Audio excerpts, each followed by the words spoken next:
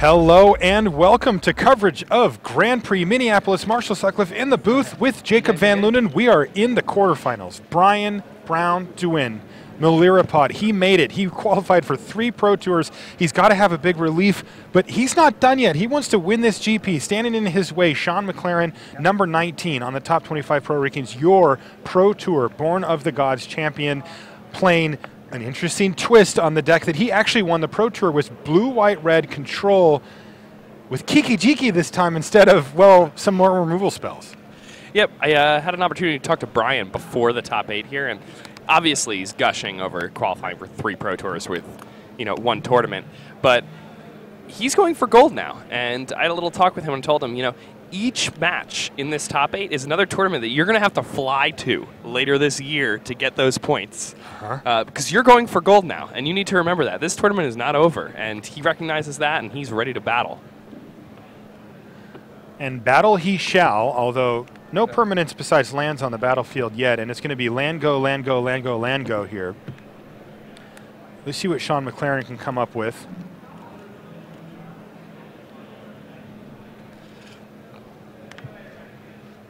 Nothing. Looks as if he has a Wall of Omens, but would rather leave open counter magic in case he runs into a Birthing Pod on turn 3 from Brian. By the way, BBD tapping his Verdant Catacombs, big thumbs up there. Got to do it. Keeping everything crisp, using the cards as they're meant to be used.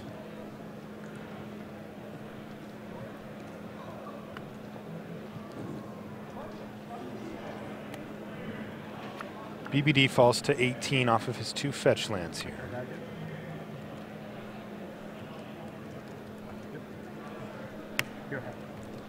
All right, let's see what he decides to do here on the 3rd turn. Looks like he's tanked out pretty good here. 15 and 23. 20. Nothing again. BBD has no plays on turn 1, 2, or 3. It's not that he doesn't have any plays. I mean, when you're playing against these blue decks, people have this misconception that you have to play into people's counter magic, and you don't. Okay. You can just sit around. You can wait. Doesn't it get better and better for Sean, though, the longer the game goes? Yeah. Probably, but... I mean, that's a factor here, right? Yeah, but I mean, if he has a card like Birthing Pod in his hand, then, and that's like the only spell that he can really cast, then he's not going to want to go ahead and just jam the most important card in his deck just onto the table like that. Okay. Go ahead. I mean, is it going to get better? Yeah, definitely. What's going to change? Well, I mean, there will be opportunities where Sean will have to tap mana for other things. Okay. Brian could attempt multiple spells in the same turn. Maybe Brian's got a lot of lands in his hand. Okay. Maybe he thinks to himself, I'm going to continue hitting land drops longer than my opponent is. Maybe he thinks to himself, well, I mean, Remand is the main counter magic in these blue-white-red decks. Maybe next turn I'll have a 2-drop in my hand that's worthwhile, something like a Voice of Resurgence, and then I can just cast it twice. All right, here's a Voice of Resurgence to kick this turn off for Brian Bronduin. Let's see if it's going to resolve. See, it'll probably get remanded, and then he can just recast it. Or mana leaked. If he gets mana leaked, that's not great for him, but... I believe that Sean plays some copies of both. Let's see. I think he's got 2 and 2, something like that. 2 and 4. 2 and 4, so 4 leak, 2 remand? Correct. Okay. Yeah. We'll see which one he has here. He's got something. He just cracked his fetch land here. And remand, so not too bad. He is going to get to recast here. He's got green and white. And there it is. So he has something. Now, not too good on its own here, as Wall of Omens is going to hold it at bay from doing any damage. So it's got a little bit of work to do, but that static ability holding off, basically Sean from playing anything during Brian Bronduin's turn is pretty annoying for Sean. It's great. Super important in the matchup like this. Now, Sean does have a Lightning Bolt in his hand. He can take that aspect of it off the table. I wouldn't be surprised to see him do it. Another option, if he has it, is Path to Exile. Yeah, it looks like he has Electrolyze also as another option. Okay. Okay. 8. He's going to play it safe here, play Lightning Bolt on it, and then he's going to have Electrolyze available as well. And this is actually an interesting spot because, if BBD plays like a 1 toughness creature, He can kill both of them. Yeah, he just deals 1 damage to each, and even though the elemental token's a 2/2, it's going to become a 1/1 when the other one dies, and it'll have 1 damage on it. Yep. Exactly. So it'll just die. So Sean McLaren in a good spot here. He's got a bunch of cards in hand, 4 mana untapped. He's shipped the turn back to BBD, and BBD's got to come up with something here. So Brian's going to start off with Verdant Catacombs.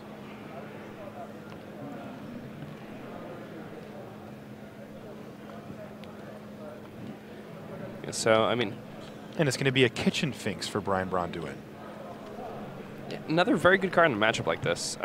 We know that Sean has 2 Restoration Angels in hand, and those match up very well against Kitchen Finks, but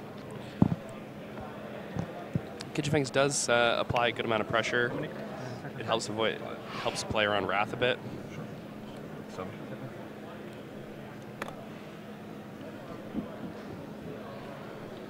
Sean's thinking about if he wants to respond to Kitchen Finks or counter it or anything, but I think he just lets that stick here.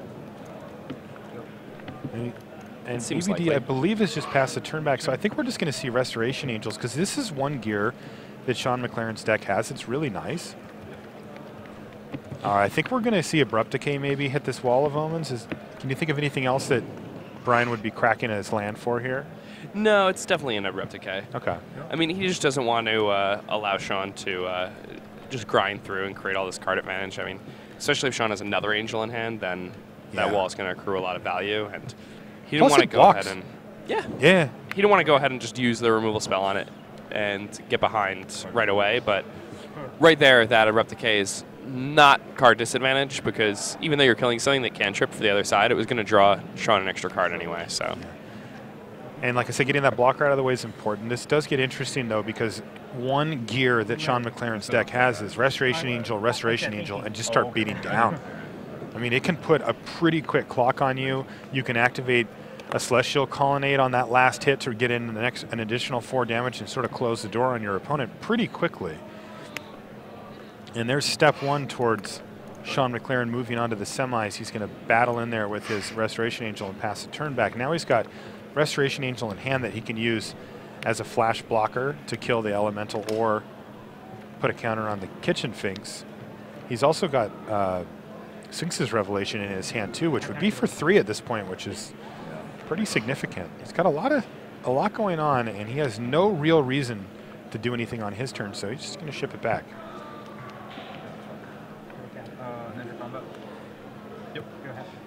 Yeah, pretty interesting stuff going on here. I mean, he not only has the Restoration Angel, but he'd still be able to leave mana open for Remand after casting it. Did you play land this turn? Both creatures are attacking. And this could actually be really bad for BBD. If their Angel blocks the Kitchen Finks and BBD doesn't have any big play to follow it up with, Electrolyze is going to do some serious work here. Definitely. And with the Remand in Sean's hand, BBD is going to need another creature that costs 2 or less mana here.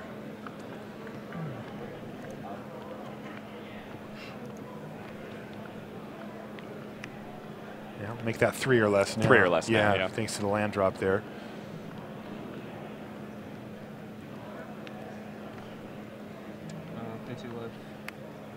Three mana to play Phyrexian Metamorph. And I'm assuming he's going to target a Restoration Angel there. That's going to get bounced, and that's going to allow Brian Braun-Duin to do it again, though. You see he makes sure that he played something that he could replay again in case his opponent had Remand. He also was able to play around Mana Leak by playing that land first, so tight play here from Brian Braun-Duin, and it looks like he's going to get a Restoration Angel out of this Phyrexian Metamorph, and that can reset the Kitchen Finks as well. And not only is that going to reset this Kitchen Finks, but that's also going to give him something that can block these Restoration Angels. Yep. Yeah. Copy Restoration Angel. So gain another couple of life. And things look pretty good. Now that Electrolyze is minimized, it can still kill the Restoration Angel if BBD decides to block after an attack from Sean McLaren, but still, not too bad.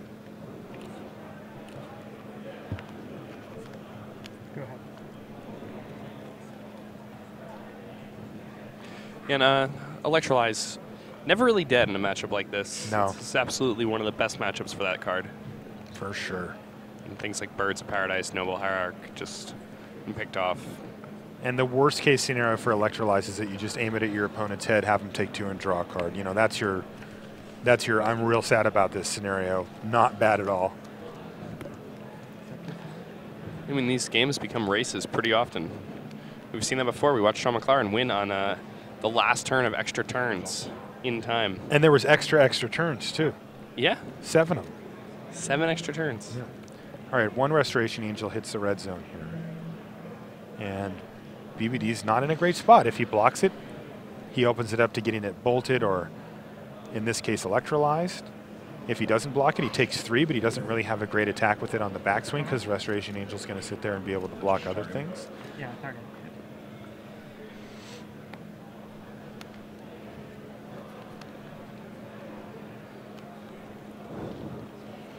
And double electrolyze in Sean McLaren's hand means that if BBD blocks, his whole board is basically gone, right? Yep. If Sean wants. Bounce through. But not then again, quite, I guess that would leave Sean open to allowing a Birthing Pod to resolve.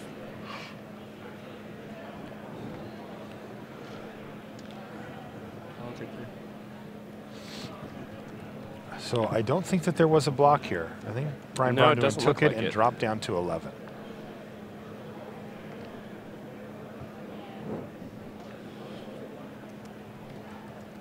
And I can't imagine Sean's going to do anything else but pass the turn then. Every card in his hand is an instant. Okay. Wall of Roots off the top for Brian Bonduin. We're in the quarterfinals here in Minneapolis. All the players that made the top 8 have already earned their qualification for the Pro Tour, so we are playing for pro points and money.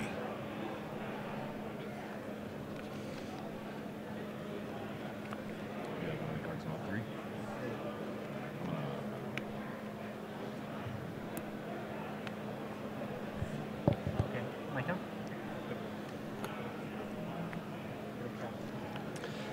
Yeah, Brian's board not particularly strong at fighting through the 4 toughness of these Restoration Angels, especially with those electrolyzes on the other side of the table. Come back.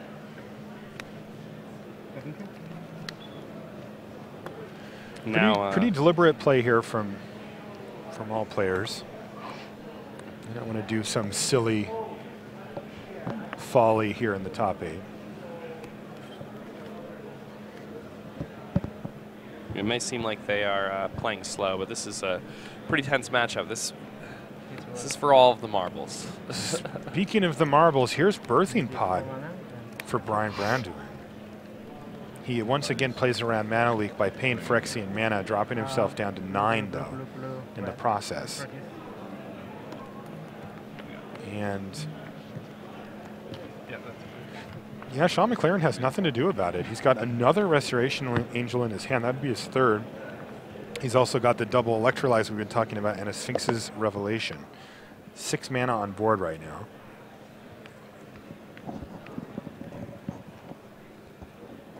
Yeah. Ooh, and So here's a Wall of Roots. suddenly this elemental on Brian's side of the table is pretty huge. It's a 5/5, right? Yeah. Yeah, it's big. Or it's a 4/4? 4/4. Yeah, 4/4. Yeah. That's big.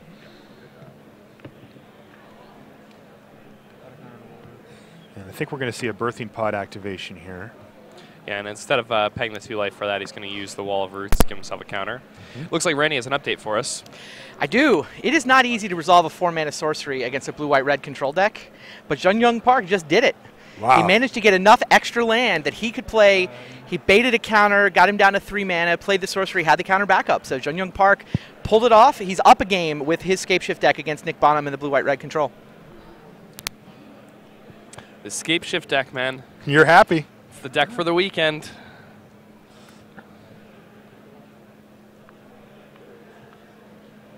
So I'm assuming Birthing Pod is still being activated here. Yes. Is there... It's probably, so he sacrificed the Kijifix. Okay. And Sean McLaren asked him to hold on a second. All right. So Or he might have just been deciding what he he was going to go find. Looks like he's got Linvala lined up, and he does. Now the elemental's a 5/5.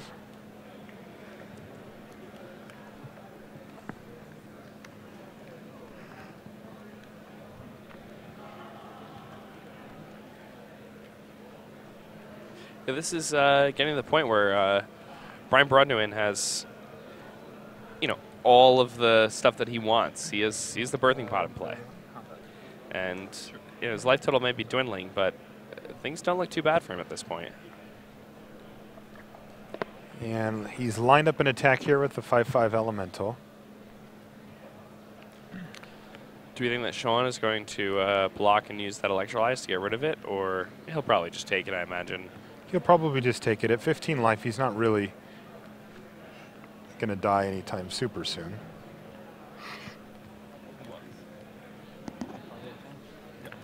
And then he might just Sphinx his Revelation at the end of Brian's turn. Give himself 3 new cards, draw an extra card for his turn. 4 fresh ones, gets to take a look.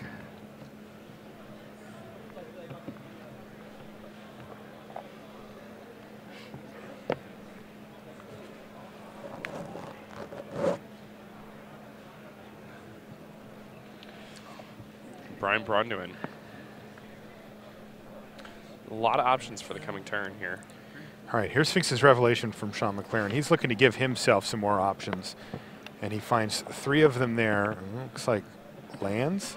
Yeah, 2 lands and a 3rd copy Third of Electrolyze. Okay, and there's his draw step for the turn as well. And that was a Kiki-Jiki, or is that a land? I couldn't quite see it. I believe it's a Kiki-Jiki, Okay. which just wins the game, It- right? Oh, no. Linvala's in play. Linvala's in play also. Yeah, so Linvala's really annoying here. So what I think Sean's going to try to do is try to get some blocks out of his opponent here. If he doesn't find those, then he's chipping away, and I mean, he's going to be able to do 4 more damage to Brian Brodnewin with those electrolyzes potentially. BBD doesn't dare block with Linvala here, right? He would much rather just block with the Restoration Angel. I think he can block with Linvala in a lot of spots because I mean, he could can't double just- block here, right? Yeah, Like- I mean, a double block is fine. Like, if you're just going to block, you're opening yourself, like, if you just block with your Restoration Angel, you're opening yourself up to Electrolyze, and that's kind of how you've been playing the match thus far. So a double block just seems like the most intuitive play. Okay. You're going to lose that Linvala, but your opponent won't have enough mana to cast Kiki-Jiki anyway. This would be a pretty big play if it goes down, though, because that Electrolyze is going to take down Kitchen Finks and Linvala here, potentially. Yeah. That's going to make the Elemental less of an issue.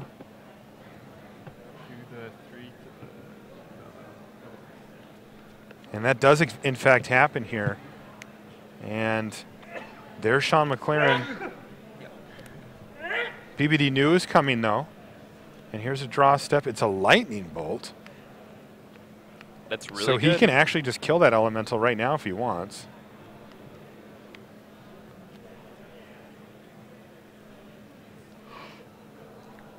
So that worked out very well for Sean McLaren, as he is threatening to untap and kill Brian Brodnewin, and he's got an Electrolyze and a Lightning Bolt in his hand. He can cast only one of those, but he can break up a combo basically if he needs to.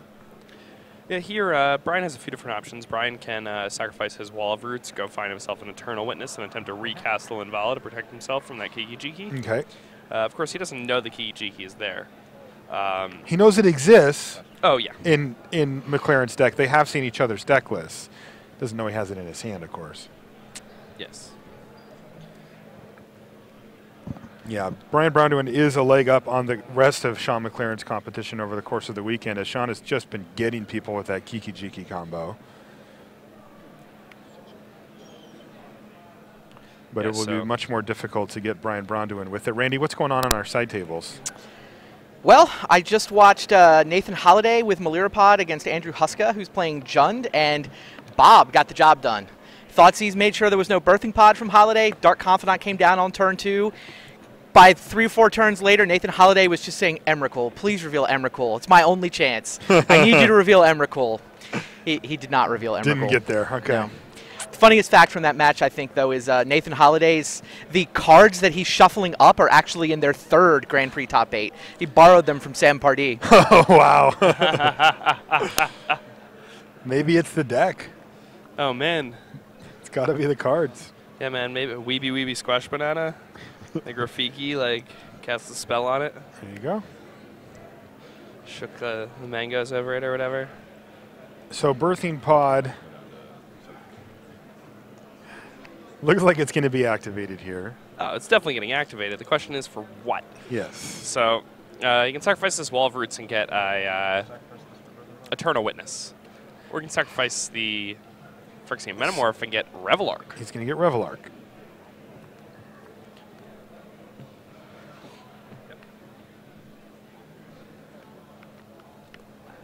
So Sean had him pause there because for the moment there, the Elemental's a 2/2. Ooh, he's going to get Shriekmaw, though, and kill the Angel. And that is going to actually leave Sean McLaren without his combo piece in hand there or on the board. He's got another one in his hand, but that could be a whole nother turn of setup here as Brian Brownwood continues to grind. Interesting. Good old Shriekmaw doing work. And there's a Noble Hierarch, which makes the Elemental token a 4/4 and then a 5/5 on attacks. Yep. And you got to wonder if Sean was like, maybe I should have killed that thing. He could still kill it now with Lightning Bolt, though, with Noble Hierarch on the stack. He does have that opportunity. But he didn't do it. So trigger, get in there for 5. And Electrolyze is going to kill Shriekmaw, which means that he's going to take 1 less damage, making it 4 instead. So he's going to drop down to 9. And BBD, is he handless here? No cards in hand? Is that the case? I believe so. I think he just played that land and said go. So passes the turn back. And now Sean McLaren gets to start going to work on Brian Branduin's board. And it's going to be Lightning Bolt, and then it's going to be Electrolyze to clean off all of the creatures on BBD's board. Bing, bing. They're all gone. And Brian Branduin is on no cards in hand. The question is, does Sean McLaren have enough mana to cast a Restoration Angel after all that? No. Good. His only land... Mango. Uh-oh. Something's happening. Is this a Vendilion Click? It is a Vendilion Click as well. Shows him a Bird of Paradise. What's the worst thing he could get for 2 mana here? Voice of Resurgence, but Yeah, so who cares about that? yeah, I don't think Sean's gonna bother. He just let him have it. Yeah. And there's a Bird of Paradise, and it should get upgraded here to something. But a big swing for Sean McLaren. All of a sudden, he looks to be in the driver's seat here.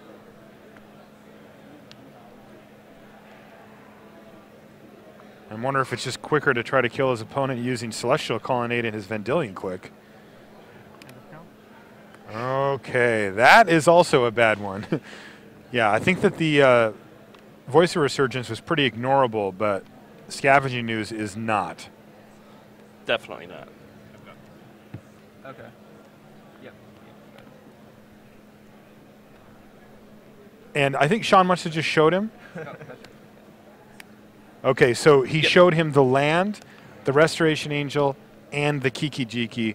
And with Brian Branduin having nothing else to do, he said, okay, you got me. And Sean McLaren takes down the first game of the quarterfinals. Brian Branduin, a little head shake there. He looks a little, see that? Looks a little, maybe he made a mistake. Maybe there was something he didn't think of. He's a very thorough player. He's certainly going to be looking back to different points of that game and, you know, reviewing what he was going through on his thought processes. Sometimes it's just your opponent has it too. You know, sometimes it's like, oh man, he had to have it, he had it, that kind of thing. Yeah, he is one of the most thorough Magic players I've met. He is somebody who, when he's practicing with the deck and trying to, you know, learn the interactions, he will write long, long messages on each card talking about when it was good, when it was bad, the situations he wanted it for, the metagames that he thinks it'll be good in, and so on and so forth. And then does he go back and review those, or is it just like the note-taking process that helps him, you know, solidify it to memory? You know, I'm not sure. I mean, the note-taking process is certainly helpful to all the people who work with him. Mm-hmm. I know that for sure. Yes. Good point. But also, another fun fact about Brian Braun-Duin, I got an opportunity to talk to him about how he's planning on preparing for Atlanta. Mm-hmm. Because it's, what, a few days away here? Yeah, and he's 5 days out from a Pro Tour. That he qualified for a few hours ago. Yeah, not even a few hours ago. Mm-hmm. And he told me that he'll play whatever Brad tells him to. Brad Nelson. Yep. So Brad and Todd have been working on the format. Todd Anderson. Todd Anderson, thank you. And hopefully Brian ends up with a good deck. It'd be great to see him on the train nowadays. I personally feel like it's just a matter of time for him. Randy, what's been going on our side tables? I have no idea how Gregory Orange won that game one. I mean, I checked in a couple times. I understand what the key moments were, I think, but Gregory Orange missed his third land drop. He's playing blue-white-red control. He's playing against Tarmo Twin. He misses his third land drop. Then he misses it again and has to discard. Taylor Lane is holding, a bunch of remands and counterspells at this point, so you can't super punish him, but he does have a Splinter Twin. He just needs to draw Pestromite. I checked back a couple turns later, and Gregory Orange has land now, but and Taylor Lane has like 2 Pestromites to go with his Splinter Twin, and he's still got a couple remands in his hand. I come back a couple turns later, all the Pestromites are in the graveyard. Okay. The Splinter Twin is still stranded. Wow. And now Gregory Orange has a whole bunch of land. Next time I check in, Gregory Orange is resolving Sphinx's Revelation for 8. Against Splinter Twin? Yes. Because he almost got burned down. I mean, Taylor Lane had him down to 5 with just burn and Snapcasters. After the Sphinx's Revelation for 8, I mean, Taylor basically has one last chance to go for it. They build this insane stack with 8. I think there were 8 things in the stack, like 2 Snapcasters on one side, 3 Snapcasters on the other. There's a Spell Snare, there's a Remand, there's 2 Cryptic Commands. Wow. Yeah, but Gregory Orange had the last Cryptic, and so basically wins the entire stack, and he's still got cards left over from the Sphinx's Revelation. Taylor's down to a bare Flame Slash, and just scoops up his Flame Slash, goes on to game 2. Wow, incredible stuff. And that was just the first game of that match. Yep. All right, you can take a look at our quarterfinals. So Sean McLaren up a game. We just saw that. Andrew Huskon Jund. We got an update from Randy about that one. Also, Randy updated us on Junyoung Park versus Nick Bonham. So Scapeshift won to the good there for your favorite deck for this particular tournament, Jake. And then we just heard about Gregory Orange. Maybe I'm hoping BBD wins, but there are a lot of people to root for here. I hope everybody wins. Do you hope Rashad wins? Yeah, I always hope Rashad wins. That's funny. I don't. It's because I'm always playing against him in coverage drafts. That's true. Yeah. You do get paired against him in coverage drafts last night. We'll lift up the curtain a little there. But back to the GP here. Sean McLaren continues his run up a game, looking to get past a very tough opponent with Brian Braun-Duin and get into the semifinals here. Truly an impressive performance from both of these guys here. Brian Braun-Duin, I mean, won a Grand Prix earlier this year with Mono Black Devotion shortly after Pro Tour Theros. Sean McLaren. All right, we're gonna jump in on Junyoung Park versus Nick Bonham here. Okay. Park, of course, is playing Scapeshift, the deck that you like quite a bit, and we were just talking about. And it looks like Vendilion Click is taking a look at Bonham's hand, which is Counterflux, Spell Snare, and a Cryptic Command.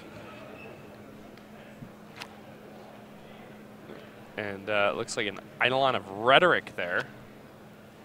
Sweet. Yeah. That's a new one. That is a new one. Now, the thing that's really cool about Eidolon of Rhetoric here in this blue-eye red deck is that if you're playing against a combo deck like Scapeshift, where they're trying to cast one big card, if they cast their Scapeshift and then you have counter magic for that Scapeshift, they can't counter back. What? That's insane. 1 spell per turn. Love it. So really awesome. Those Tectonic Edges, those are not spells. So Junyoung Park has his work cut out for him here. That is really awesome. Which just happened over the last turn? There are a few targets there, too. I see a Steam Vents at least for Park. You didn't draw from Vanilla Impact? Okay. Oh, sure. Yeah. So Park, Looks like he might just be trying to grind this one out and win with Vendilion Click. We're going to need to know the life totals before we know if that's possible, but this seems Hand them to me. like a sketchy game plan. Oh, no, it's fine. It's fine. It's a Vendilion Click. It has 3 power.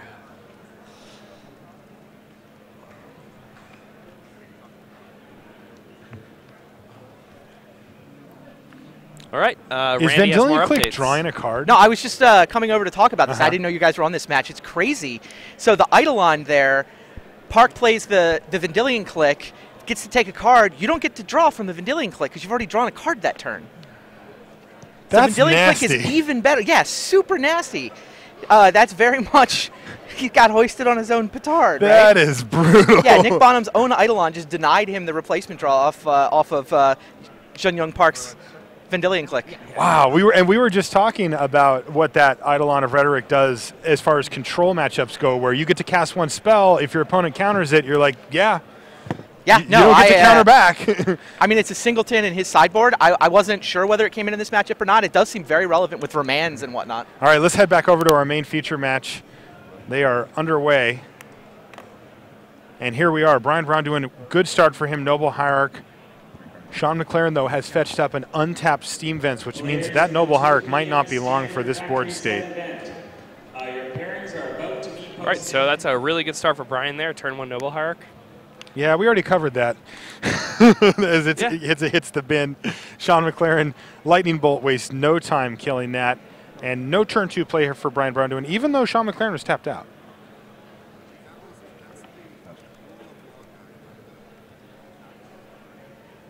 Oh, it's not? Yeah, we know that. Oh, 1 spell per turn. So Randy was a little off. Yeah, Randy there. was wrong. It was the wrong Eidolon. I was just... You should let him know. What? You should let us know that. I mean, I already explained what Eidolon it was. It's just trying to keep the peace, you know? All right, so Birthing Pod coming down. Pays 2 life there. So here's Birthing Pod for Brian Rondu, and he's going to be at 18, but it has resolved. We don't know. This is a question mark, yeah. Oh, this is a question I'm leaving it floating in the air until, okay, because it's a little hard for us to tell. I'm assuming it has, though. It doesn't look like Sean has much in the way of an answer to it in his hand. Shadow of Doubt there is going to be able to counter at least 1 activation of this Birthing Pod and draw Sean a card. How big is that? It's pretty huge because, I mean... Just Brian, 1 activation? Well, Brian also has to sacrifice a creature there. And, I mean, he has to put mana into it. So it is like countering a spell and drawing a card. So even though you're just countering an artifact's activation, with that Shadow of Doubt, you're still kind of cryptic commanding for 2 mana. So you're asking me if I would play blue to draw a card, kill a creature, and tap 1 or 2 of my opponent's lands? Yeah, I'm in for that. Yeah, but you're also turning off a card they already paid 3 mana and 2 life for. Sure. So yeah, it seems really awesome. Here's Relic of Progenitus as well. It's going to start going to work on Brian Branduin's Graveyard, which hits on 2 axes from this one. It shuts off the Melira combo, and it also just hits random value cards, like it can get Kitchen Fink so that it doesn't get to come back, Revelark, make that not come back. Same thing with Murderous Redcap, those type of cards as well. Yeah, Relic really strong in a matchup like this. If at any point Sean runs out of cards and he needs to cash that in for an extra card, he can even do so. Yeah. So it doesn't even come up short in those places. All right, BBD has played an untapped Shockland. Oh, and it's Thrun the last troll here. Wow. That doesn't care about Shadow of Doubt. It doesn't care about Lightning Bolt or Relic of Progenitus. Thrun Daddy is going to start beating down here. And Sean's got a whole new set of problems to deal with. What a great sideboard card for Brian Braunduin. Yeah, now Sean's only out to this Thrun is Wrath of God. He has 2 copies of it in his sideboard. He's going to need to draw another land and draw the Wrath. He found the land now. Now he just needs the Wrath. So... Okay. It's a very awkward card for Sean because, one part of his core game plan is playing those Wall of Omens and hiding behind those. They do neutralize a lot of different threats, but Thrun, he's too big. Okay, Wall of Omens, dig. looking for Wrath of God. Now, of course, the key thing about this specific card, we're actually talking about real Wrath of God here. You know, we use that term as a generic term for sweeper cards in Magic, but this one's really Wrath of God, and the reason he's playing it is because of Thrunt. I mean, yes, it is that's because of there. Thrunt. The reason he's playing that over Supreme Verdict, and people may be surprised and be like, "Well, Supreme Verdict's uncounterable. Why would he choose Wrath of God?" And the truth is that, well, you need to be able to make a creature not regenerate. And Wrath of God says they cannot be regenerated. So this is going to be a furious dig here for one of those copies of Wrath of God. He will have brought them in, so they're in there somewhere. And Sean McLaren does have the ability to A, stay alive for quite a while, and B, dig through his deck pretty efficiently too. So he doesn't have that many turns. Right now he's got 4 to 5, depending on how that wall does, but this could get ugly. And fast. Yes. And by the way, Brian Bronduin also gets to just keep using Birthing Pod and casting creatures. Like, it's not... Yeah. It's not like he just is all in on Thrunt. It's just one angle that he gets to attack from. All right, make blue-blue. Maybe even make blue-red. Cast Spell Snare targeting Wall of Roots. And there's a Voice of Resurgence and a land for BBD, and he's got 1 card left. So this is very quickly becoming a Wrath of God or no game. Does have some time, though. Yeah, it looks like he has another Wall of Omens in his hand, too. So. He's got another wall? Yeah, and he also has a Restoration Angel, so he can block with a wall and then blink it. Okay. Although, with the Voice of Resurgence, things get a little sketchy with that game plan. That's true. I mean, I'm talking about on you know, the turns down the line. Gotcha. His Shadow of Doubt just got a lot worse with that voice in play. But the good news is that Brian's likely to sacrifice that Voice of Resurgence to the Birthing Pod, and then once the Voice of Resurgence is in the graveyard and the Birthing Pod is activated, then with that Birthing Pod activation on the stack, after the voice is not in play, Sean can then go ahead and use Shadow of Doubt. And he has kept up the mana for Shadow of Doubt yet again, although it's interesting because in Sean's deck, that's not suspicious at all. Like, there's a lot of cards that cost that much that he'd want to keep up anyway. BBD has had a chance to see deck list, so he's going to be aware of the card Shadow of Doubt, but I don't really know how much you can go around playing around it. I guess It's depends. a one-of. You can't really play And it's too only a much. one-of? Yeah. Okay, yeah. So Elemental Token and Thrun the Last Troll accompany Birthing Pod here for Brian Bronduin, and he's going to attack with both. So a 2/2 and a 4/4, but he has Gavany Township looming down there, ready to activate. No reason not to block the Elemental here, though, right? Even then, it only becomes a 3/3? Yeah, I think you just block the Elemental. I don't think it really can come over the top in any other way. Yeah. So for those who are unaware about Shadow of Doubt, Shadow of Doubt is a rare from Ravnica. Its casting cost is 2 mana, spent with either blue or black mana, so 2 hybrid mana. And it says target player cannot search their library this turn. I think it's even draw a just card. players can't search libraries, maybe. Players But can't yeah, search their libraries this turn, and then draw a card. Great card against fetch lands. It's essentially a 2-mana Stone Rain that draws you a card, which is very strong. right. You can really get people with that card. I like it as a one-of. Yeah, trigger one for two. Hold on. One of you. All the triggers. There are very few decks that completely dodge the Shadow of Doubt. Yeah, anyway, trigger. They don't see them. But only trigger. I play this and yeah. All right, BBD cracks his Verdant Catacombs, Oh, I didn't see the other two. and that actually happens. If he technically get Sean realizes that blanking Brian Bronduin on one random land here isn't really going to get the job done. It doesn't see Yeah, he really wants to save that Shadow of Doubt to deal with the Birthing Pod activation. Right. Especially with Brian Brown being fairly light on creatures here. You know, he can start chaining up that elemental, but it's a long way to go. He's going to have to get a 1-drop. Probably not going to do a ton here.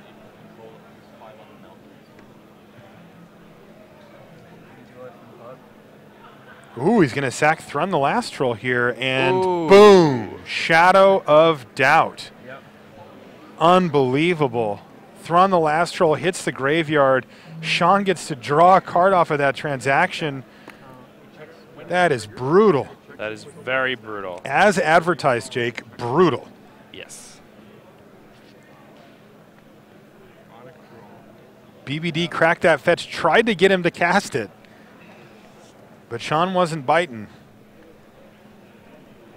And now Thrun was the last troll, and he's sitting in the graveyard. And now things are looking really bad for Brian Brunduin. Sean McLaren, the firm lead in this game right now. And he uses a Tectonic Edge to take down Gavany Township. BBD responds by activating it, so he does get that elemental to at least a little bit bigger. Currently a 2/2, but with 2 Wall of Omens, it's not getting anything done anytime soon. Here's a Thoughtseize. And Sean's just going to let him have at it because he's got Mana Leak, 2 Restoration Angels, and a land. Yeah, so Brian's going to go ahead and take one of these 2 Angels, but then Sean's going to end up drawing 2 cards by the time it's his next turn anyway. All right. Okay, Rashad's got an update for us. All right, I got an update from that Scape Shift match that's going on. Okay. So, Scape Shift resolves with 6 other, like 6 sacrifice, go get 6 mountains. But this sounds Nick, good for Park. Yeah, but Nick has 2 Tectonic Edges in play. Oh no. So he's able to destroy 2 of his non-basic mountains, so that the other 4 don't. So that none of the So only 4 mountains entered the battlefield at one time. Well, only 4 mountains are on the battlefield. When all of those Valakut triggers resolve. So it checks upon resolution. It checks upon resolution, and he just didn't take any damage. Oh, brutal. I didn't know if you saw the Scape Shift. I just did it. It's on your thing. I didn't see you standing over there. I know. All right, and here's Restoration Angel on end step to blink the Wall of Omens. And there is a response, though, from BBD. It's Dismember to kill the Angel. Yeah, unfortunately, Sean's going to draw 2 fresh cards now that BBD didn't get to see because of the blinking of that Wall of Omens. Yeah, and Sean has so much velocity, right? We use that as a term to describe when you can keep drawing cards, keep seeing more cards, keep massaging your next draw step. And, you know, he can use cards like Electrolyze and like Sphinx's Revelation, Shadow of Doubt, cards that just sort of keep things moving forward for him. And eventually he's going to get to the point where he can get a Sphinx's Revelation or something along those lines and just blow this game out of the water. Maybe he finds 2 of his combo pieces. A lot of options for Sean McLaren down the road, where BBD has a powerful option as well with an active Birthing Pod. Really, you know, can really get out of control quickly.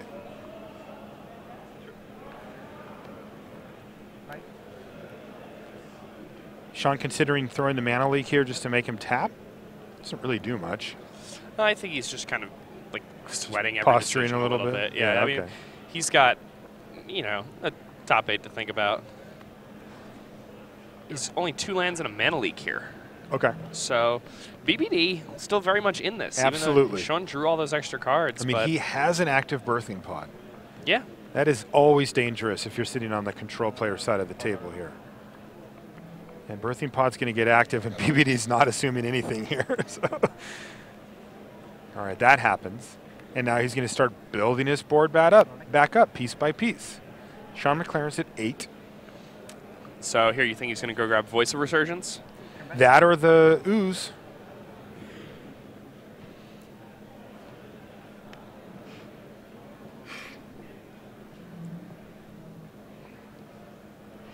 It wouldn't surprise me to see either, I suppose. Yeah, I mean, Ooze has the ability to start attacking through those walls.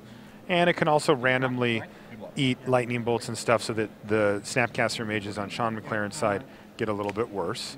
But Voice, here we see, is much better if you're planning on going up the pod chain, right? Like if you're just going to sack it anyway and go get a Finks or go get whatever, then you'd rather just have the Voice because it leaves behind a creature that can eventually beat down. So he's going to go for Voice of Resurgence. So BBD looks like he's thinking longer term here for this game.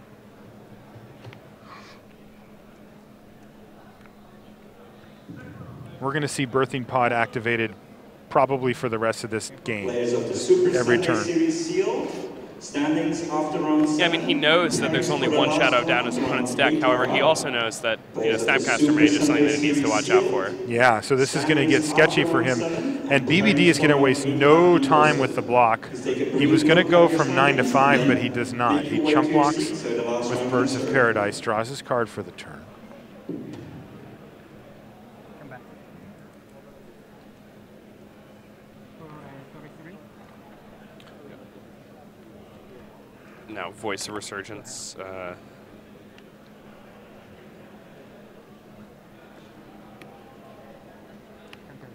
Get sacrificed for something, or is Brian going to attempt to cast the spell first to dodge Mana Leak? Looks like he's going to sack it first, so he gets the Elemental token. Now he can get a card like Eternal Witness here to get card advantage, start grinding stuff back from his yard. There's the Witness. He also had the opportunity to get maybe a Sin Collector to see what Sean's up to over there, or even just a Kitchen Finks if he wanted to just kind of keep grinding through. All right, but this makes sense. He's going to get Dismember back with his Eternal Witness, and that's going to mean that the threat of Celestial Colonnade is now mitigated. So he basically takes the pressure off of himself by getting that Dismember. It's interesting. If he pays 1 mana for this Dismember, he can then play he around can Leak. play around Mana Leak. Yeah, I was But thinking the if same he, thing, Jake. This is going to get interesting. He also can afford to potentially take a hit from it and go to 5, but it gets pretty sketchy against a player playing Lightning Bolts and Snapcaster Mages. Now, I'm pretty sure, I think Sean's only got 2 Snapcaster Mages in the deck, but still, risky biz. Was that a Rest in Peace for Sean? Looks like it. I think it's a Rest in Peace. If he brought in the Rest in Peace, the Snapcasters usually come out in that scenario. They don't tend to work too well together. They definitely do not work well together. No, I mean, you can still play around it yourself, so you can like get some value out of your Snapcaster and then Rest in Peace, but you know, it is a little awkward. Yeah, and the Mana Leak is going to allow this attack here, and BBD's got a tough decision here. He's just going to take the 4 anyway and play around Mana Leak. Yeah, because he just needs to get Celestial Colonnade off the battlefield. That's why, right? I mean, the damage still gets to come through, but he just cannot have that Celestial Colonnade survive.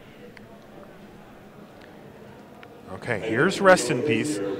Thankfully for Brian Bronduin, he's already used up the Eternal Witness here, so that's one of his most direct interactions with the graveyard, but he's got others, and those are going to be shut off for the rest of this game, at least until he takes care of it.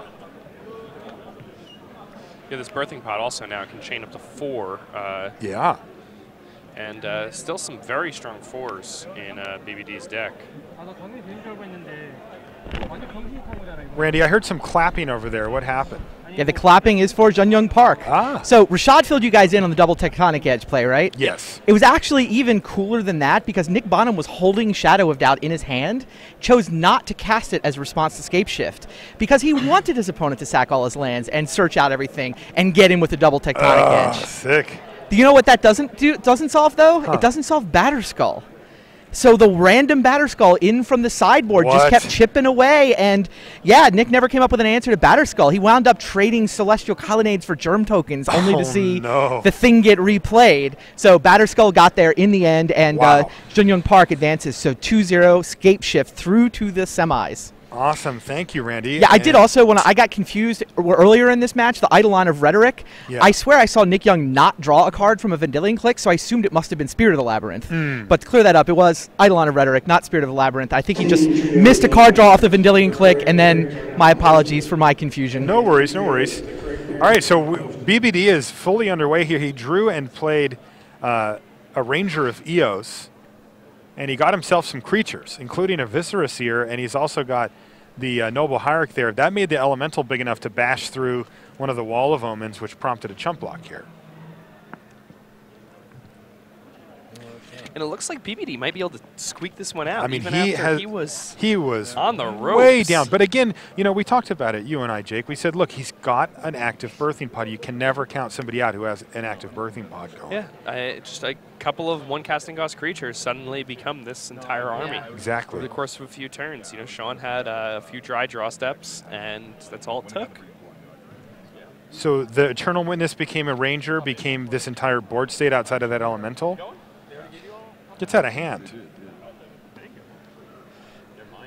When you think about it, you know, a bird became a voice, became a witness, became a ranger. Yeah. Heck of a career. Right up the old corporate ladder there. Pods. No kidding. I think it seems like a... Yeah, they're currently out of print, so yeah, going to be tough. BBD sitting at 5 life here and entering the red zone with the battles, probably thinking about maybe Restoration Angel, something along those lines. Elemental's a 4/4. All right, so we're going to see Lightning Bolt take down the Ranger of Eos, which is going to shrink the Elemental down to a 3/3, meaning the Wall of Omens is going to survive, and that means Sean only takes 1 damage from this whole attack step. Remember, the combo is not a thing here.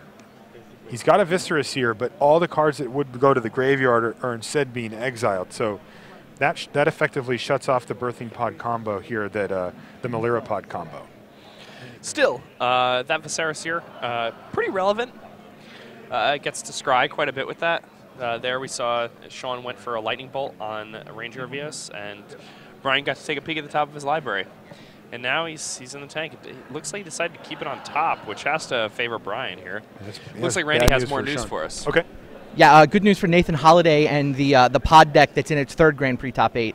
Holiday did win the second game against Andrew Huska. Huska was playing very aggressively, trying to attack with the Jund deck, and Holiday sort of top decked the Kitchen Finks that he needed to stabilize, and then top decked the food he needed for the pod to get the Shriek Maw. And yeah, the aggro line did not work out for Huska, and Holiday and Huska are now starting game 3. Okay.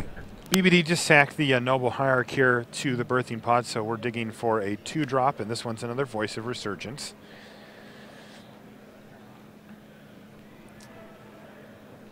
Rest in Peace also shuts off Voices when it dies trigger, because that requires it to go to the graveyard, which it never actually does, thanks to the Rest in Peace. So Rest in Peace doing a lot of work here, but Sean needs to find some pressure. He just needs to find some way to get in that damage, or, you know, we were talking about it earlier, Jake, just draw that Sphinx's Revelation. Yeah, and just a single Sphinx's Revelation would, you know, give him 4 life, and right now that's a lot of life. And yeah, those 4 cards then would he be able to easily take this game home for him. Was that Restoration Angel he drew, or Celestial Colonnade? Which is fine, it's but so close. BBD's at 5. Super tight here. All right, Brian Braun can he grind out this game? He was down to nothing, but Birthing Pod has been activated every turn, and it has got him back in this game. Sean McLaren down to 7 with just a Wall of Omens for blocks. Rest in Peace doing some amount of work, but of course doesn't affect the board state directly. Birds of Paradise is going to make the Elemental token from that Voice of Resurgence a little bit bigger, and in they come. So even with a chump block here, Sean McLaren looks to take 3 damage potentially. He's not going to chump, though. He's going to take 5 here and go down to 2. Wow. Murderous Red Cap one time? No?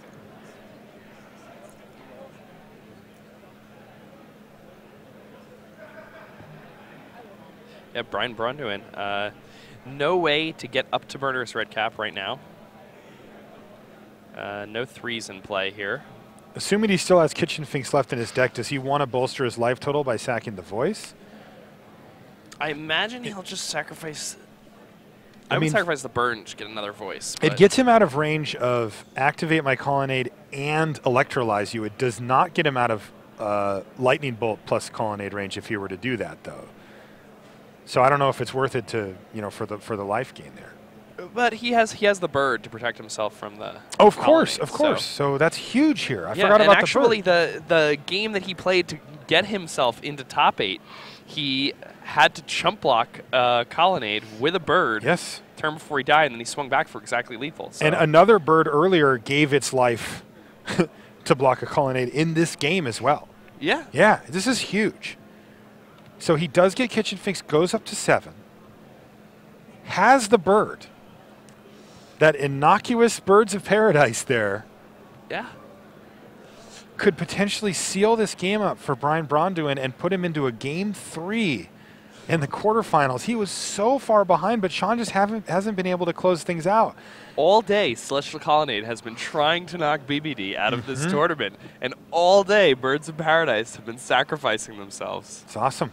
Yeah. He's a man of the birds, an avian scholar. Brian has his, he looks a little fidgety over there, like, come on, man. Am I winning this or what?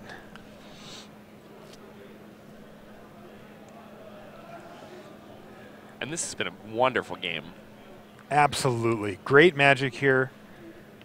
Brian Braunduin, remember, he had to get that. Sean has the bolt also. He has the bolt? Yes. So can he survive then becomes the question. Like, can he force Sphinx's revelation for Sean McLaren on his turn is going to be 5 cards for him. Wow. So I guess he answered my question as, can he survive? The answer is yes. Unbelievable. At the last possible second, Sean McLaren finds really the best card in his deck in that scenario and passes the turn back. And Brian Braunduin has to be just heartbroken here. He's not out yet. He is not out yet, though. Sean should be. Sean's at 7 with 1 chump blocker completely tapped out. So maybe BBD can find the win here. He has an untapped Arid Mesa. Oh, okay, it's barely on camera, but he does. Bolt. So actually, Bolt is in play, and that's going to make things much harder. Too, now that he drew all those extra True, cards. good point. Yeah. That is going to make things much more difficult for Brian Braunduin to actually get through, because now Sean can start using his cards to manage the board, as opposed to just considering going to Brian Braunduin's life total. BBD is lining up this critical attack late in game 2. Sean McLaren has Anger of the Gods in his hand as well. So this turn is the most important turn This here. is massive. Here's a chump block of the Elemental. It's a 4/4, and he's going to take 4 damage and go to 3, but not to 2. And just out of red cap range. No, Brian Braunduin can sacrifice He Kitchen can. Finks, go get Murderous Yes. Red Cap, and then sacrifice it to Viserys here and finish off Sean McLaren, who is at Is 3 there life. any way that Sean can interact with this? Not to my knowledge. So Because Sean's also got to crack a fetch if he wants to cast anything here. Thought sees you first, though, from Brian Braunduin. This is intense. Oh my goodness gracious. Land, Mana Leak, Stony Silence, and Anger of the Gods. BBD drops to 3. Is Sean's life total correct? He just took 4 here, right? He should be down to 3 life, right? Kitchen Finks and Viserys here both hit him. Sean's at 3. Okay, 3 to 3. All right, so the Murderous Red Cap is in Brian's deck, correct? I'm wondering right now, because BBD is really tanking this out here. The Murderous Red Cap doesn't work. The Rest in Peace would remove it from the game. So he can get him to 1. He needs to get Sean to crack that fetch, and he's not going to do it. So Brian Braunduin takes Anger of the Gods away from him. Now, BBD can also gain 2 life off that interaction, though, and still have a bunch of lethal creatures on the No, battlefield. he won't gain 2 life, though, because the Kitchen Finks Won't come will back get either. removed from the game. From Okay, the but rest he's of at the piece 5, also. so he should be safe, right? There's no lightning bolt. There is no lightning He's bolt. got a chump blocker for the colonnade. He does have a chump blocker for the colonnade. So Anger he of the still Gods just is makes gone this now. play, right? Puts Sean down to 2, has 3 lethal threats on the battlefield versus no blockers and a hand that can only produce, let's see, 1, 2, 3, 4, 5, block, 1, 2, 3, 4. That's 1 land away, although he'd be at 1, so that it would basically make that Arid Mesa moot. It was just off the table. And he can only block with the colonnade, so it makes him draw something. Yep. So here, But he's going to Linvala- get Linvala instead, which is also a lethal threat here. Now, is there a chance that he took his murderous red caps out as well? I mean, that's always possible, right? Yeah, maybe. I mean, he figures red cap is just too expensive, not interactive enough. Okay, because he's not doing that. He's going for Linvala here. It's going to leave Sean at 3 life. But he does have now 2 lethal threats. Sean's going to drop down to 2.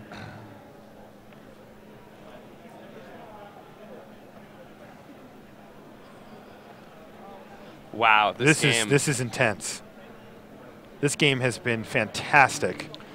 So that is likely the last birthing pod activations we're going to see, though, because of Stony Silence from Sean McLaren here. That rest in peace is just wreaking havoc in small ways with everything that Brian Bronduin's trying to play. We forgot about that aspect of it while noting all the other ones. Correct. Oh, and he drew Electrolyze, so Electrolyze can...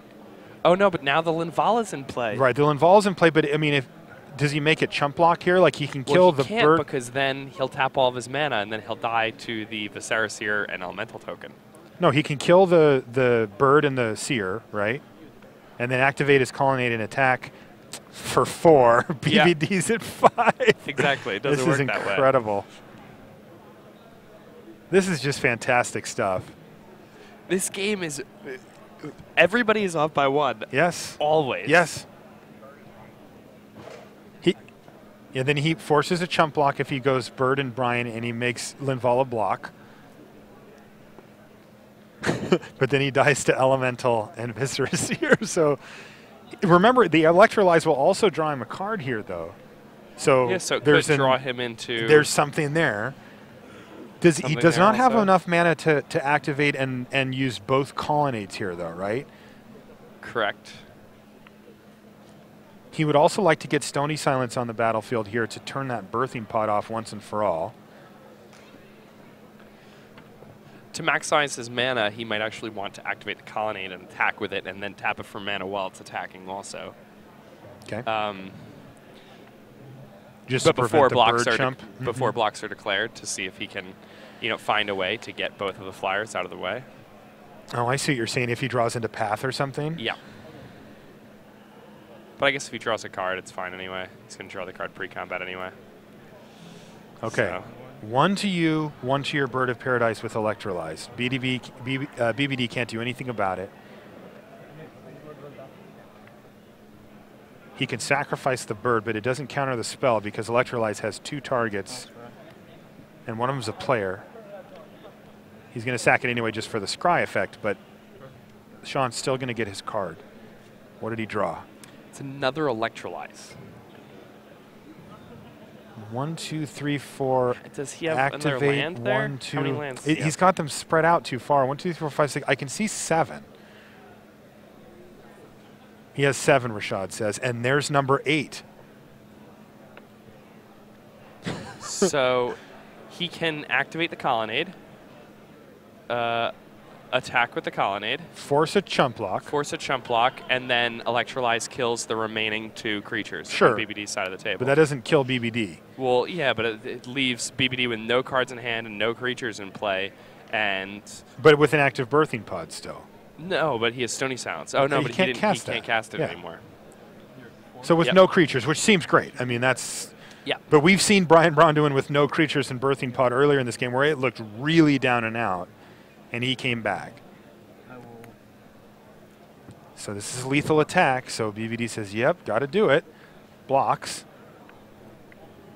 And then I'm assuming since he put that other card on the bottom with his Viscera Seer, he's probably going to sack it here to get that scry again.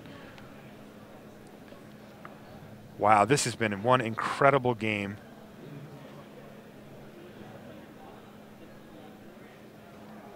Oh, and Sean will not be drawing a card off this Electrolyze because he'll have to target both creatures, and Brian will be able to sacrifice both creatures. Okay. So Electrolyze will not have a legal target. It'll fizzle. Sounds nice.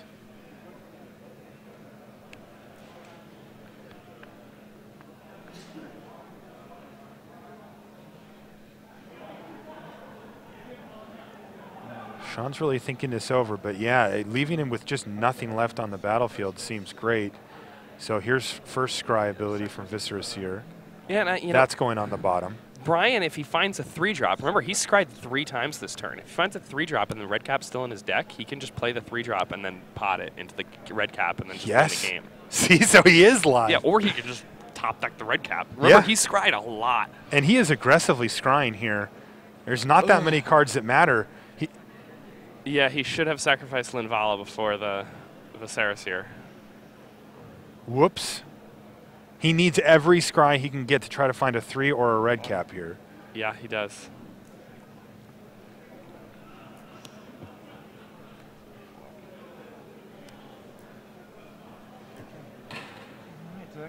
All right. What do you got, BBD? Rubs his hands together. Wow, this is intense. Concede. He has not conceded yet. And he finds a Birds of Paradise. He's got 3 cards in his hand, and unless he can activate 2 Colonnades next turn, 5. He can't activate 2 Colonnades, so the bird does buy him another turn. Wow. Depending on what Sean draws. Sure. If Sean can get rid of it in any way, then he can get it out of there.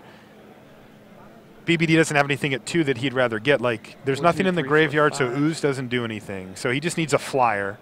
Doesn't have any other flying 2-drops, so it looks like that bird is here to stay. That's going to limit Brian Braunduin's top decks a lot, though, because that does give Sean the chance to play that Stony Silence. Couldn't quite see Brian's sideboard there. He thumbed through it really quickly just to see what's left in there. But he's really at the mercy of the top of his deck at this point. Let's see, is it? It's Wrath of God. Wrath of God, not particularly. Wrath of God should do it. Oh, yeah? He gets to Wrath first, has enough mana to activate. And that's it. And boom, hit for 4, and that's going to do it. What a crazy, crazy game.